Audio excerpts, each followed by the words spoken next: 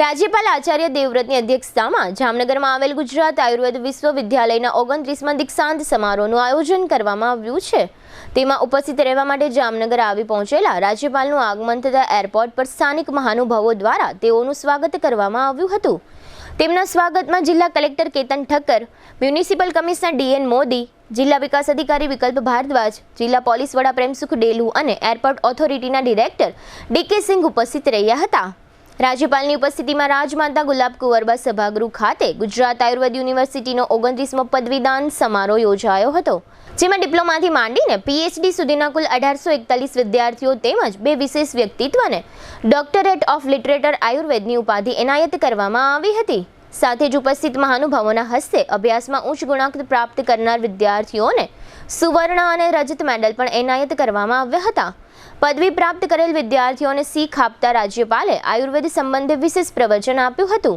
આ તકે આરોગ્ય અને પરિવાર કલ્યાણ તથા ઉચ્ચ અને તકનીકી શિક્ષા મંત્રી ઋષિકેશ પટેલે પદવી મેળવનાર સૌ વિદ્યાર્થીઓને અભિનંદન પાઠવ્યા હતા।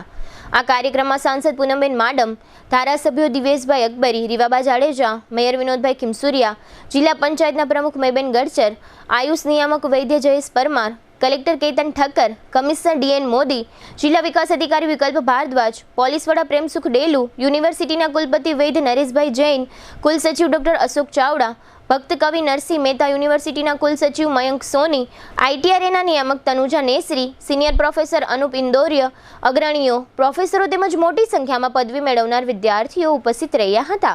આ તકે રાજ્યપાલે પોતાના પ્રવચનમાં કેટલીક વિશેષ વાતો કહી હતી, જેના મુખ્ય અંશો તથા આરોગ્ય મંત્રી ઋષિકેશ પટેલે કાશ્મીરના ભૂસ્ખલન સંબંધે ગુજરાત સરકારની કામગીરી સહિતની બાબતો અંગે પત્રકારો સાથે વાતચીત કરી હતી।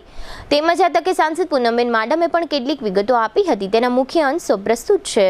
मानव जीवन का जो परम उद्देश्य उसके बारे में आयुर्वेद में लिखा है, धर्म अर्थ काम मोक्षाणाम आरोग्य मूलम उत्तमम, कि जो व्यक्ति मानव देह को धारण करके धर्म अर्थ काम करते हुए मोक्ष की प्राप्ति करना चाहता है तो उसका पहला आधार है उत्तम स्वास्थ्य, निरोग जीवन। भगवान की भक्ति में बैठे, कभी घुटने में दर्द हो जाए, कभी कान में दर्द हो जाए तो बताओ मन कैसे लगेगा। हम स्वयं बीमार हैं तो दूसरों की सेवा कैसे करेंगे? हम तो अपनी कराते हैं। तो जीवन में परिवार की उन्नति, समाज की उन्नति, राष्ट्र की उन्नति, लोक कल्याण का भाव केवल और केवल उत्तम स्वास्थ्य से ही संभव है। और इस विधा को प्राचीन ऋषियों ने बहुत अच्छी तरह समझा था।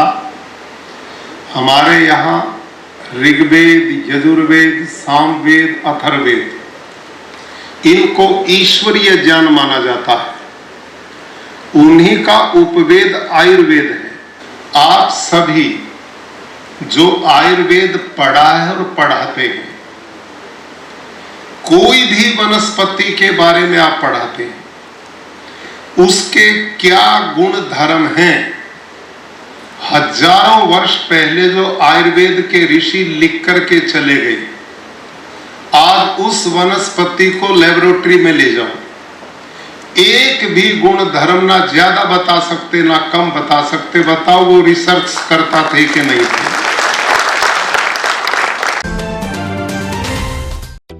જામનગરમાં છેલ્લા 10 વર્ષથી રિયલ એસ્ટેટમાં પ્રખ્યાત નામ ભાવ્ય બિલ્ડકોન લાવી રહ્યા છે જામનગરમાં ખૂબ ઝડપથી વધી રહેલા વિસ્તાર એટલે લાલવાડી, જેમાં લાવી રહ્યા છે માત્ર 1 મિનિટના અંતરે તમારા માટે એક પરફેક્ટ લોકેશન પર 3 અને 4 BHK લક્ઝુરિયસ પ્રીમિયમ ફ્લેટ અને કોમર્શિયલ શોપ્સ એટલે ઓર્ચિડ ગ્રાન્ડ, એ પણ 80% લોનની સુવિધા સાથે।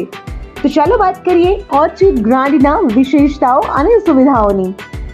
RERA approved, club house, gym, children play area, multipurpose hall, walking track, senior citizen area, gazebo, EV charging point, personal allocated parking, 2 lift, CCTV camera, power backup for common area, underground and overhead tank, RCC frame structure, fire safety જેવી બીજી ઘણી બધી સુવિધાઓ તો આપ રહસ્યની જોઈ રહ્યા છો.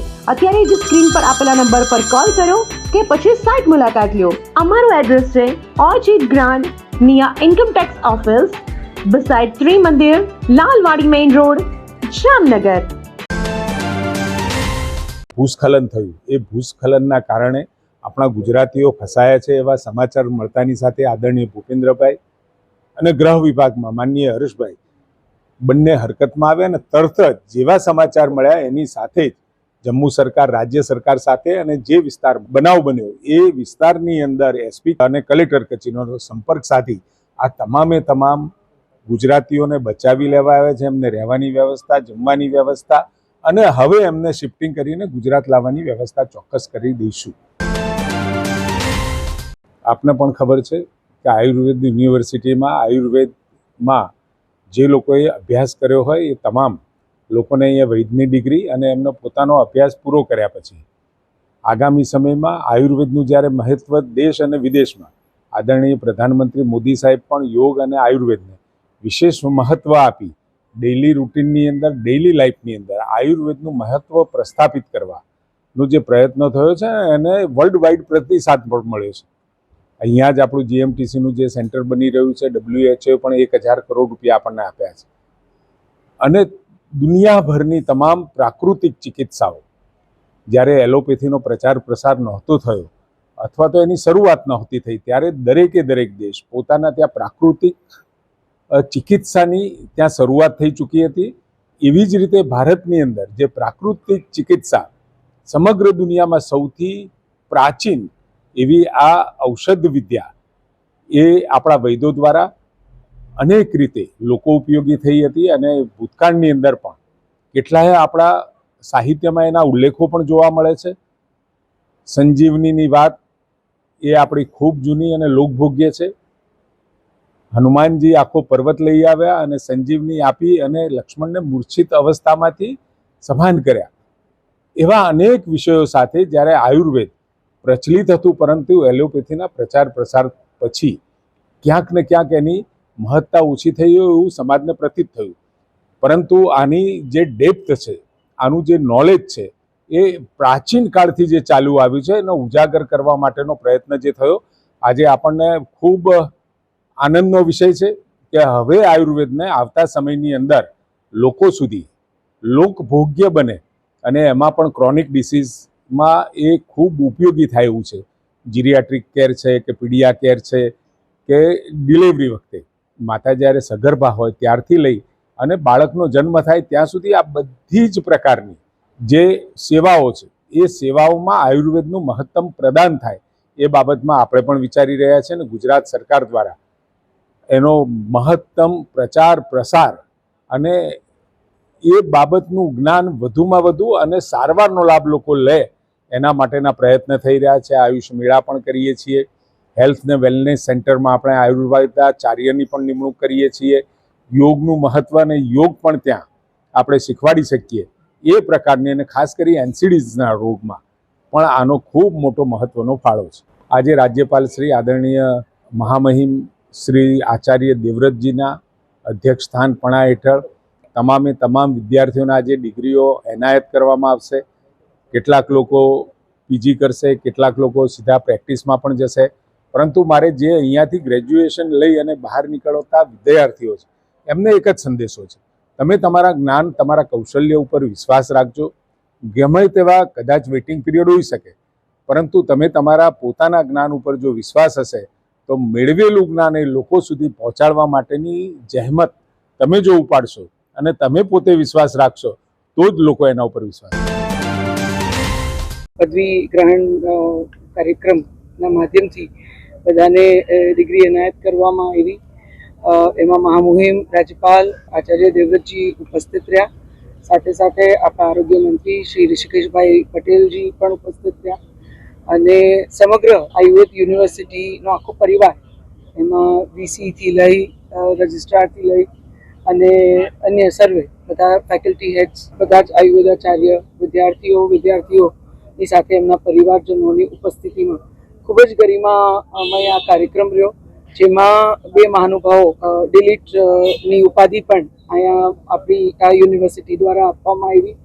એટલે ખૂબ જ એક ગરિમાપૂર્ણ કાર્યક્રમ અંતર્ગત આયુર્વેદ ને વધુ વેગ કેમ મળે એના માટે આપણા માનનીય પ્રધાનમંત્રી શ્રી હંમેશાથી પ્રયત્નશીલ છે અને એને વધુ રિસર્ચ અને વધુ એની પ્રેક્ટિસનો વ્યાપ કેવી રીતે વધે એ વિષય ઉપર અહીંયા બધા જ જેટલા એક્સપર્ટ્સ જે પોતાની વાત પણ મૂકી એ વિષય ઉપર ભાર આપ્યો અને એ જ વિષયને લઈ અને સતત આખી આયુર્વેદ યુનિવર્સિટીની આખી ટીમ જે પ્રયત્નશીલ છે એ પ્રયત્નની ક્યાંક પ્રતીતિ પણ આ બધા જ વિદ્યાર્થીઓના આજે જે ઉત્સાહ હતો, જે એનો કોન્ફિડન્સ હતો એના માધ્યમથી થઈ.